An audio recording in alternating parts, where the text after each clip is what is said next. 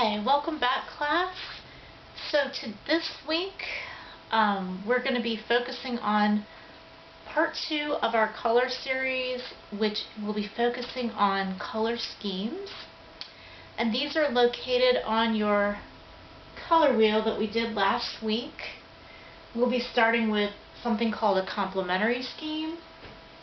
And we're going to use red and green. But you could also use yellow or violet as well. Those are both complementary schemes. And just to review what that means is they are, on your color wheel, they're opposite to each other on that color wheel. So you see like that. We're also going to go over analogous schemes, which I like to call color families, such as blue, yellow-green, and green, and they're all related by color, blue, green, and yellow, so they're all part of a family. And then we'll also go over something called a split complementary scheme, and in this instance it's blue, orange, and green. And we'll be relating that to some famous examples in artwork.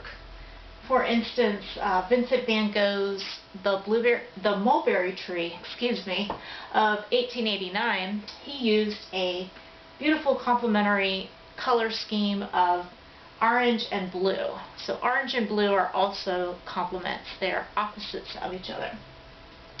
And in this example, I have here a beautiful painting by Cezanne.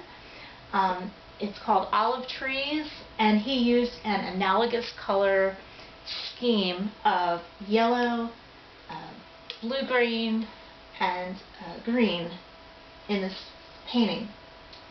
So if you look on your color wheel, you can find these, and I also have a chart here of those items. So one more thing I wanted to talk about was the split complementary scheme. Now those are a color and the two colors that are next to its complement on the color wheel. So for this one you've got blue, if you can see that, blue, orange, and then green. So that would be a split complement.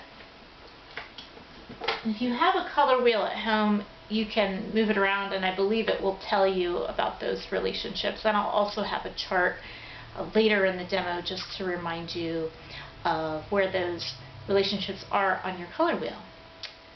So the next tutorial, I will actually be demonstrating how to make these color schemes on these different charts.